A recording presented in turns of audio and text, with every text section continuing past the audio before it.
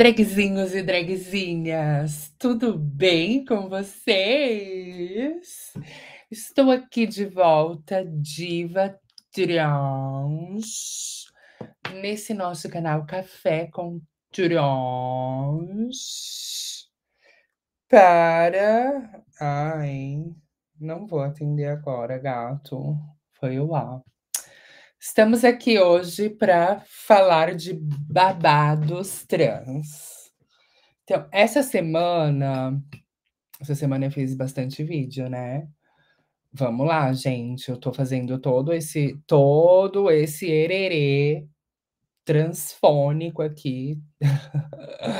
Super transinho, esse babado, porque eu quero que vocês clica aqui embaixo no curtir, verifica se você está inscrito no canal. Enquanto isso, eu vou fazer aquela nossa verificação do som. Se o som está saindo tudo bem para vocês, porque como vocês sabem, eu já perdi vídeos aqui no canal por isso. Está saindo bem bonitinho. Então vamos lá. Eu tenho 2 coisas pra gente tratar nesse vídeo. Gente, minha unha tá horrível, né, eu preciso fazer a unha hoje. Hoje é dia de fazer a unha, de fazer o cabelo, de fazer toda a palhaçada dela.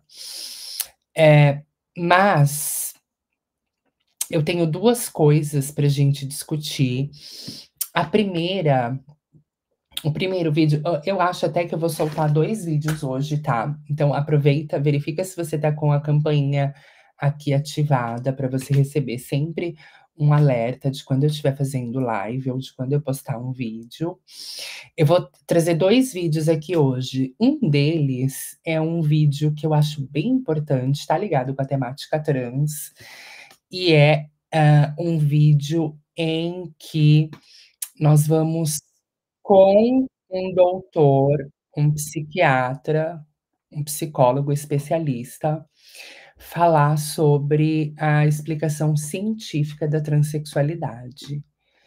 Então deixa eu dar um share aqui, explicação científica. Esse tá bem bonitinho. Ai, que lindo! Então deixa eu até pôr assim, ó, que eu acho que esse é a melhor maneira de vocês verem. E aí a gente vai ver com o doutor aqui, que eu esqueci o nome dele, mas ele vai se apresentar e a gente vai entender se existe alguma explicação científica para transexualidade.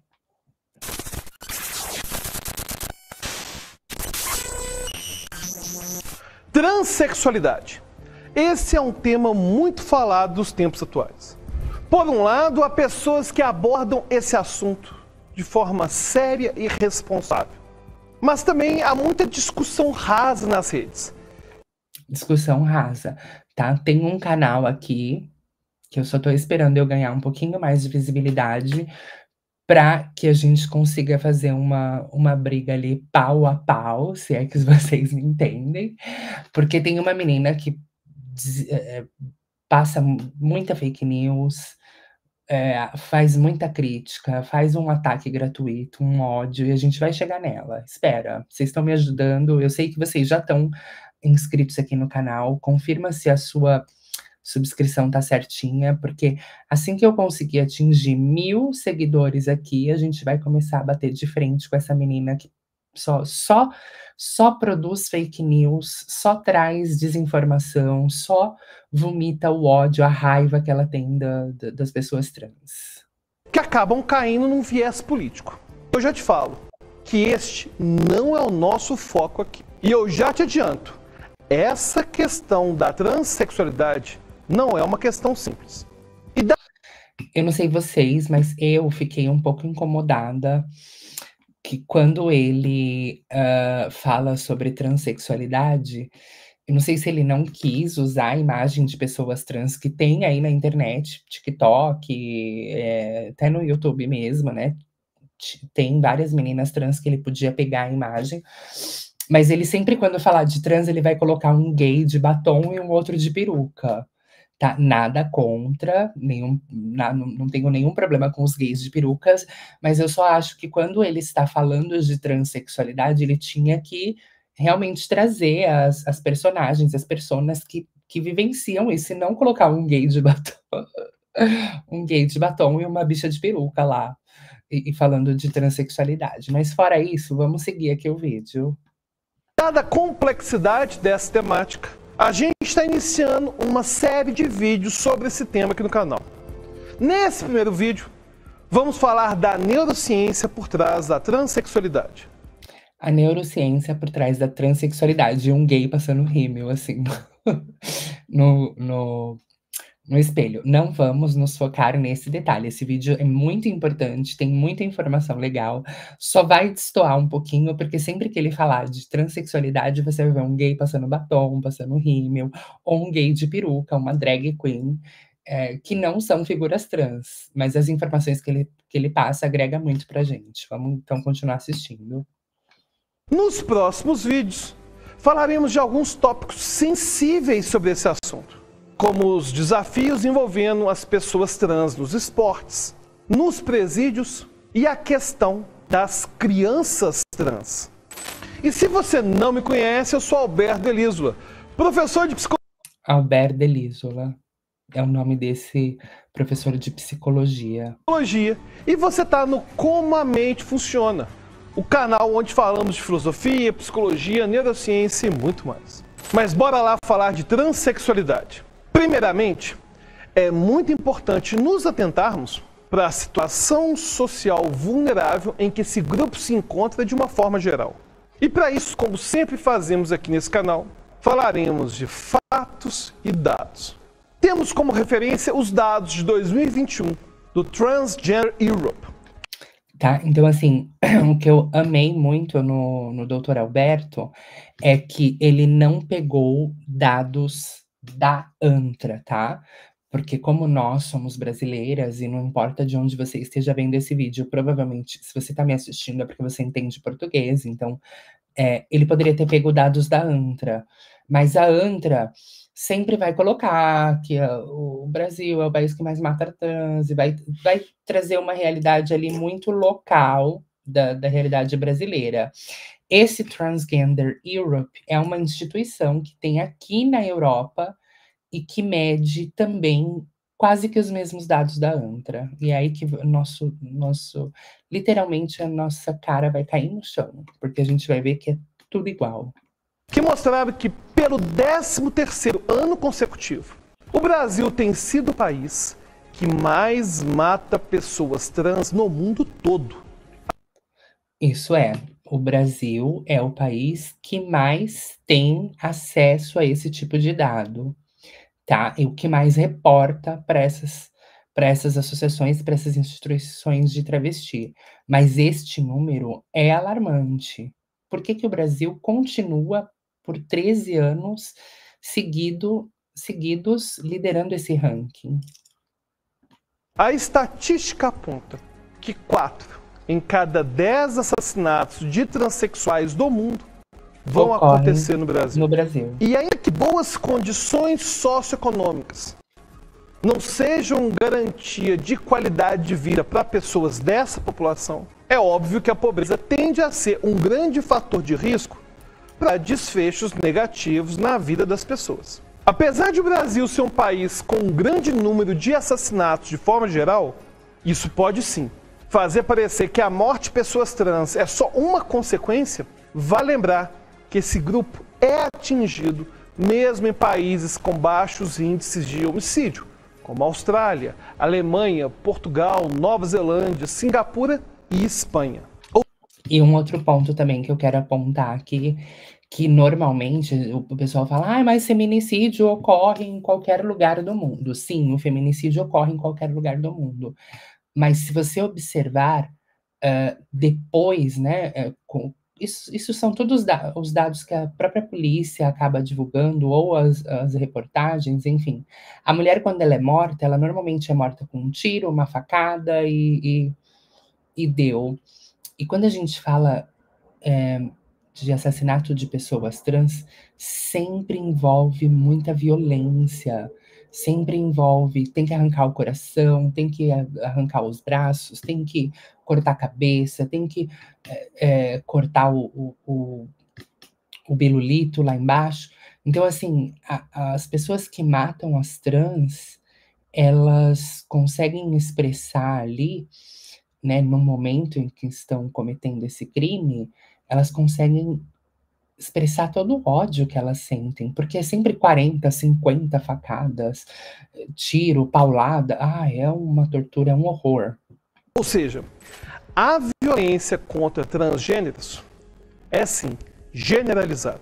E vale citar que a violência sofrida por eles não é somente física, mas também moral, sexual e patrimonial. Por exemplo, em 2009, dados de uma pesquisa americana do Centro Nacional pela Igualdade dos Transgêneros e da Força Tarefa Nacional de Gays e Lésbicas indicaram que 4 em cada 5 transgêneros que participaram do estudo tinham sido assediados ou atacados na escola, seja fisicamente ou sexualmente, sendo que quase metade dessas pessoas foram assediadas por professores. Além disso, eles tinham o dobro de chance de ficarem desempregados.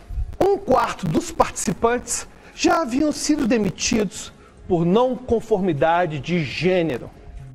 Quer dizer, a gente não tem direito ao emprego, a gente vai tentar estudar e é assediada, é abusada, sofre violência na escola, e aí a gente se dá conta que tem pessoas que lutam ou militam contra a gente pedir leis para nos proteger, né? Tem pessoas que lutam contra a gente tentar fazer o nosso corre do dia a dia. É meio que um absurdo isso, não?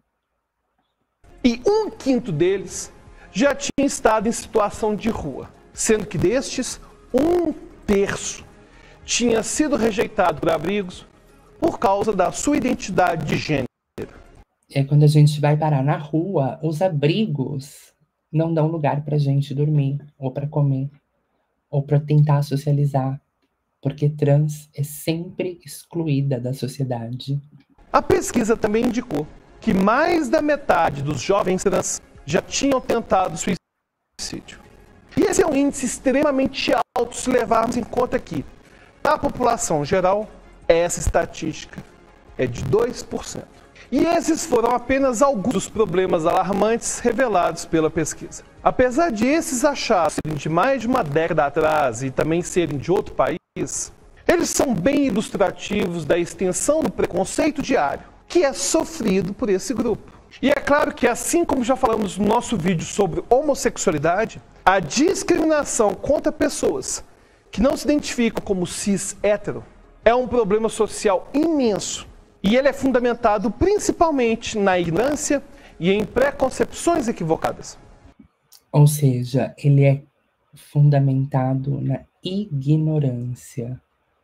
Ou seja, pessoas que não têm o conhecimento da realidade e não buscam estudar a realidade das pessoas trans. Saem por aí bostejando um monte de informação na internet, criam informações que eu fiz até um vídeo aqui, tem aqui no meu canal, um vídeo onde uma menina está cometendo vários crimes ali, com as afirmações transfóbicas dela, falando que para você trocar de nome é só você ir no cartório, no registro civil e falar, eu quero ser mulher amanhã, de barba Gente, por favor, né?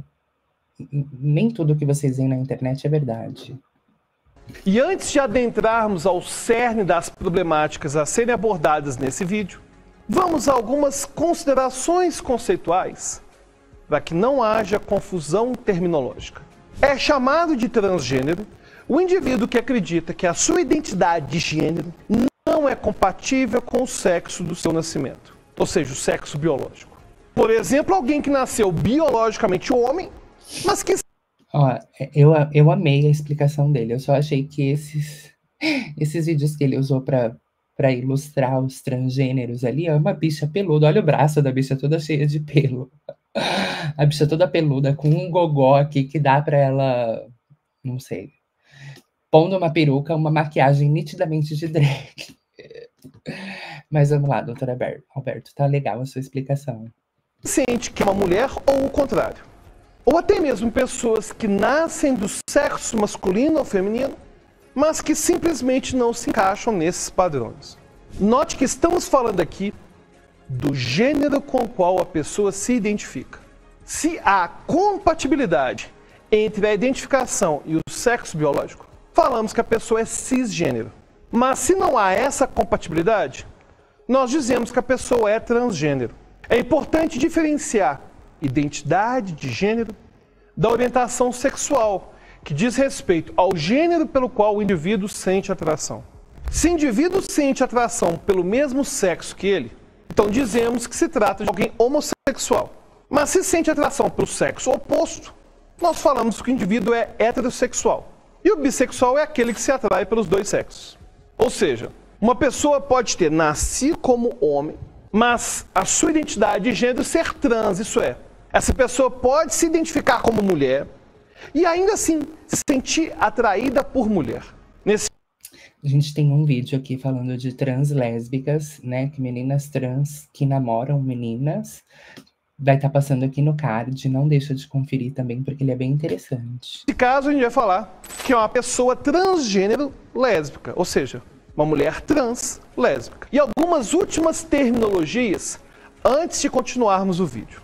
Transsexual geralmente se trata da pessoa transgênero que passou por alguma transição de forma a se apresentar como um gênero diferente do sexo do seu nascimento. Às vezes, essa transição pode envolver cirurgia de redesignação sexual, mas nem sempre. Nesse vídeo, nós falaremos sobre a transexualidade por uma perspectiva binária do gênero, ou seja, levando em consideração dois sexos ou duas identidades de gênero.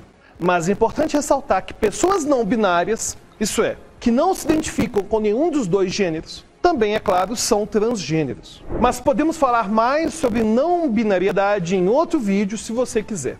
Então, se você acha interessante, já deixa seu comentário agora falando: quero vídeo sobre pessoas não binárias. E é claro, se você quiser assistir a toda essa série de vídeos, tem que se inscrever no canal, né? Dá o gostei agora, já se inscreve, já ativa o sininho, senão vai acabar passando batido. E se a gente tiver muito pedido no nascimento e outras não? Olha, a resposta mais correta seria: não sabemos ao certo. Mas considerando as pesquisas que temos até o momento da gravação... Agora vem o ponto-chave importante desse vídeo, tá? Ele vai explicar cientificamente os exames e os testes que foram realizados com pessoas trans, que dá ali uma pauta, dá um respaldo para a ciência afirmar que sim, as pessoas trans são identificáveis pela ciência. Ó, presta atenção. Passando esse vídeo, a nossa orientação sexual e a nossa identidade de gênero parecem ser o resultado de uma interação bem complexa entre nossos genes, nossa biologia, o ambiente pré-natal ao que fomos expostos antes de nascer e as nossas primeiras experiências de vida. Sendo que essa última, aparentemente, é a que exerce menor influência. Isso quer dizer que existem sim genes que estão associados com maiores ou menores chances de alguém ter um comportamento sexual específico. Mas não podemos deixar de levar em conta a vida intrauterina, que parece sim ter um papel fundamental, principalmente no que diz respeito à exposição aos hormônios androgênios. Por exemplo, já falamos no vídeo sobre homossexualidade, que indivíduos do sexo feminino portadores de hiperplasia adrenal congênita acabam expostos ao nível alto de testosterona antes do nascimento. Um período no qual o nosso cérebro e a nossa fisiologia ainda estão se formando. Os níveis altos de testosterona aumentam as chances de pessoas do sexo feminino serem homossexuais, bissexuais ou transgênero. E é claro que esse é só um dos exemplos de influência hormonal pré-natal.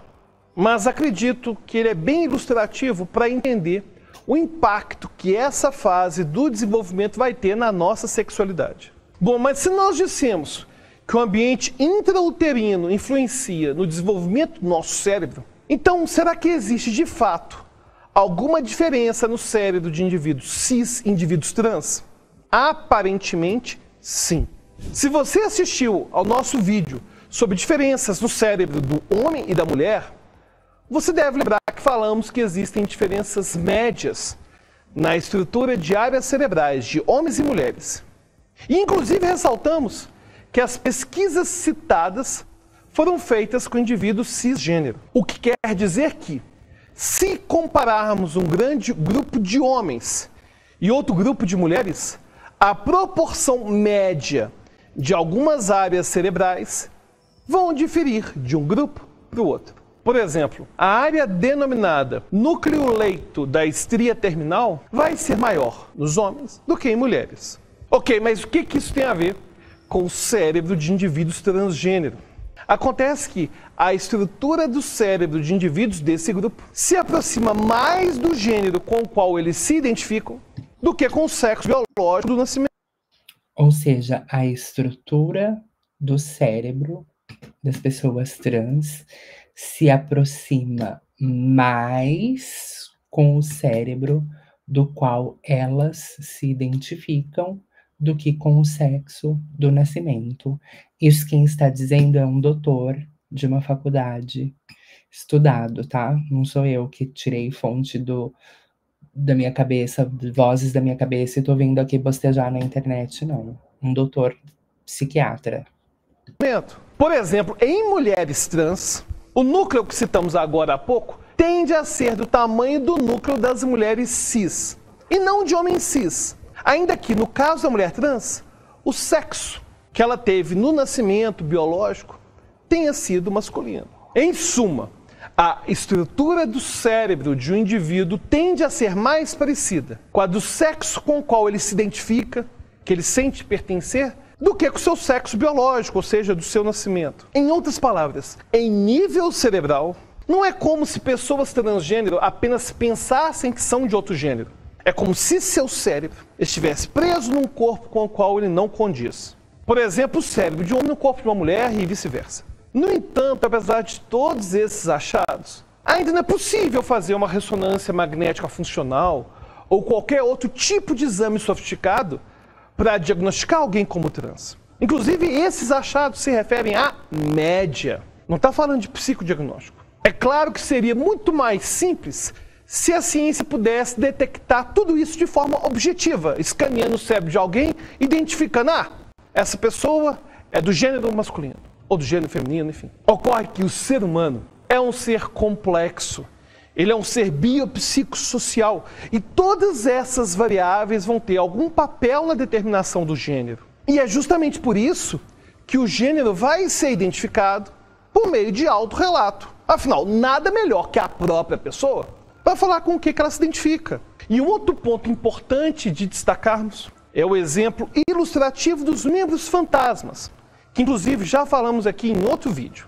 Basicamente isso acontece quando uma pessoa tem uma parte do seu corpo amputada, mas o sujeito ainda sente que um membro está lá. Afinal, a parte do cérebro que processa aquele membro ainda está intacta. Daí ocorre aquele fenômeno de um indivíduo sem braço sentir o movimento do braço amputado, sentir o braço coçando, ou até mesmo sentir algum tipo de dor, mesmo que o membro não esteja mais lá. Essa sensação do membro fantasma pode acontecer com qualquer parte do corpo. E acontece até mesmo com homens que tiveram que amputar o pênis devido a alguma doença, como o câncer.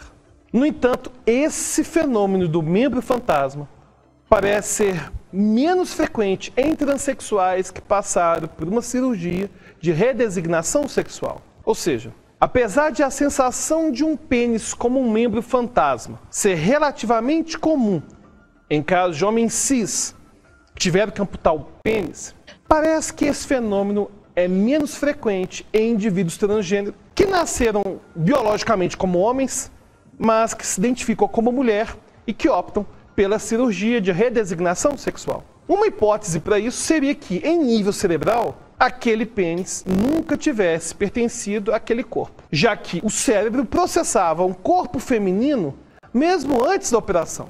Aliás, alguns homens trans, isso é, pessoas que nasceram com sexo feminino, mas que se identificam como sendo homens, possuem dores relativas a um pênis que muitas vezes não existe. Talvez a ausência ou presença de dores fantasmas ou de sensações fantasmas possam indicar uma possível incompatibilidade entre a imagem corporal específica de gênero do cérebro e o gênero somático externo. Bom, devido a essas diferenças e a distorções que circulam por aí, muita gente se pergunta se transexualidade seria um transtorno mental. Aqui esse passo eu vou deixar para um próximo vídeo, tá? Então aqui a gente já conseguiu entender até onde a ciência foi para provar que a transexualidade não é um distúrbio, não é uma doença, né? E é simplesmente o desenvolvimento de um cérebro masculino dentro de um corpo feminino ou vice-versa, né? O desenvolvimento de um cérebro feminino dentro de um corpo masculino. E aí tem até as pesquisas que foram efetuadas ou realizadas com esse público para comprovar, assim, que tá tudo bem, tá? E a ciência garante que as pessoas trans. Mas, se você chegou até aqui, eu acredito que você veio aqui no vídeo para saber desse babado da Cíntia Chagas. Então, vamos lá. Deixa eu parar de compartilhar aqui essa tela. E vamos colocar aqui, ó, que vazou a última conversa dela com o ex-marido durante o divórcio. Nas declarações que aconteceram no dia 14 de agosto, Cíntia descarta um possível encontro e relembra o ex-marido das agressões sofridas. Ou seja, ela literalmente tomava uma curra. Aqui a Cíntia, com o ex-marido, né, vaza a última conversa de Cíntia Chagas com o ex-marido durante o divórcio. Vazou a última conversa da educadora Cíntia Chagas com o ex-marido Lucas Bove, durante o processo de divórcio. Nas declarações que aconteceram no último dia 14 de agosto, Cíntia descartou um possível encontro e relembrou o ex-marido das agressões sofridas. Na conversa que aconteceu via WhatsApp, Cíntia negou qualquer envolvimento com o ex.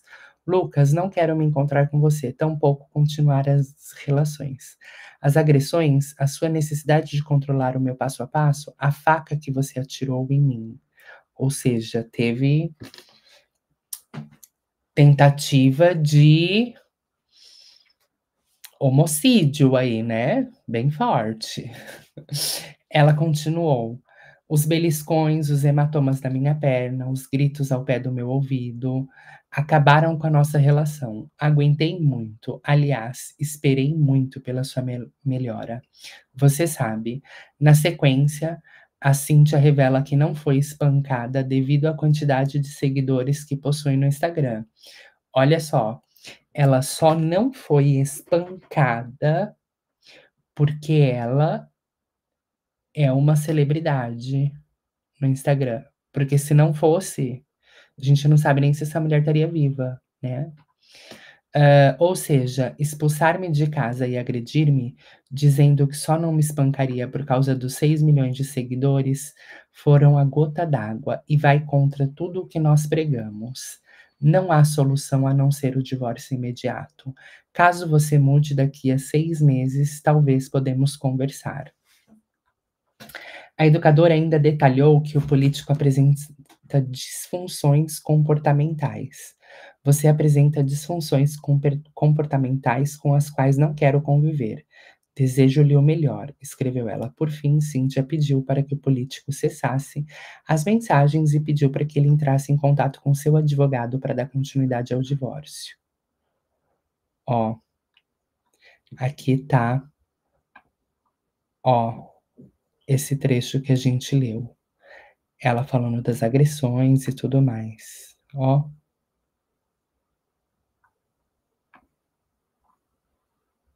Estou te bloqueando novamente a fim de manter minha paz. Peço que pare de me mandar mensagens para a Clarissa e que entre em contato com meu advogado para prosseguirmos com o divórcio. Boa noite, que fechemos o ciclo em paz. Que forte isso, não? E você, o que pensa sobre esse marido da Cíntia Chagas, o espancador aí, o deputado. Será que ele vai ser preso? Comenta aqui embaixo a sua opinião. Foi um prazer ter você aqui nesse vídeo. Eu espero que a gente se veja no próximo.